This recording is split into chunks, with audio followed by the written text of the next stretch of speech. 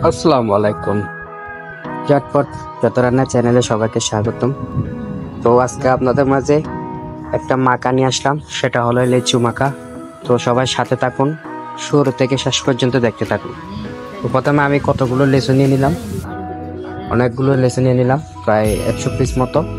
তো আমি সেখান থেকে সবগুলো ভালোভাবে দেখে নেবো কোনটা ভালো কি কোনটা খারাপ। এখনো লিচুতে কিছু খারাপ থাকতে পারে, তো আমি একটা একটা করে চিনি নিতেছি, উপরে চামড়া চিলি নিতেবো। তো আমার প্রায় লিচুর চামগুলো চুলা শেষ হয়ে গেছে। সেই প্যাকে আমি চুলাতে একটা খড়াইয়াতে কিছু শুকনো মরিচ দিয়ে দিলাম ভাঙার জন্য, কেন আমার শুকনো মরিচটা এখন ভাঙা হয়ে গেছে, হালকা পুরা পুরা ভাব চলে আসছে। তো আমার এখন আমি চিনি, লাল মরিচের গুঁড়া, শুকনো মরিচের গুঁড়া এবং বিট লবণ নিয়ে নিলাম একটা প্লেটে। সেই সাথে আমি একটা বাড়িতে নিয়ে নিলাম লিচুগুলো। তো এখন আমার বাড়িতে নিয়ে এসে আমি মশলাগুলো একসাথে ঢেলে দেবো বাড়িতে। ঢেলে দেওয়ার পরে একটা প্লেট দিয়ে উপরে আমি ভালোভাবে নেড়ে চেড়ে নেবো, যাতে ভালোভাবে মিশে যায় লিচুগুলোর সাথে মশলাগুলো। উপরে নিচে ভালোভাবে নেড়ে চেড়ে নিতে হবে। তো দেখেন আমি নিচ থেকে দেখাচ্ছি আপনাদেরকে, মশলাগুলো কিন্তু ঠিক এভাবেই করে নিতে হবে যাতে ভালোভাবে লিচুর সাথে মিক্স হয়ে যায়। তো আপনারা এখন আমি ডাকনা উঠালে দেখবেন আপনারা আমার মাখা কিন্তু অলরেডি শেষ। তো দেখেন মাখা কত সুন্দর লাগতেছে, খেতে কিন্তু সেই এমনি। তো সবাই এই গরমের সিজনে কিন্তু খাওয়ার চেষ্টা করবেন, মাখাটা বছরের ফল খেতে হয়। তো সবাই আমাকে সাপোর্ট করবেন, আমার ভিডিও লাইক কমেন্ট সাবস্ক্রাইব করবেন আমার চ্যানেলটা। তো আপনাদের বন্ধুদের মাঝেও শেয়ার করবেন। তো আপনাদের ভালোবাসা ছাড়া কিন্তু আমি কখনো এগিয়ে যেতে পারবো না। সবাই ভালোবাসা দিবেন, আমাকে সাপোর্ট দিবেন।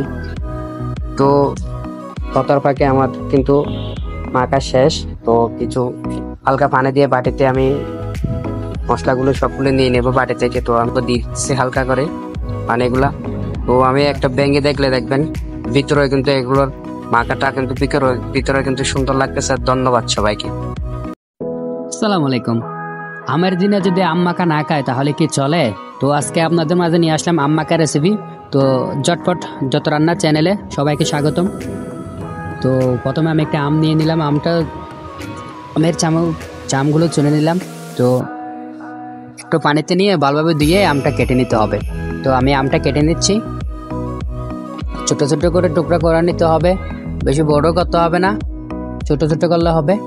তো এই তো আমার আম কাটা শেষ। সেই সাথে আমি একটা বাড়িতে নিয়ে নিলাম। তো একটা বাড়িতে প্রথমে আমাকে এই শুকনো লঙ্কা গুঁড়া, এগুলা আমি শুকনো লঙ্কা গুঁড়ো বেজে রাখছিলাম, এগুলো ভেঙে বাড়িতে নিলাম। তো লাল লঙ্কা গুঁড়া, চিনি স্বাদ মতো, যার যেমন স্বাদ তেমন তত চামচ চিনি দিবেন, বিট লবণ দিবেন সেই স্বাদ।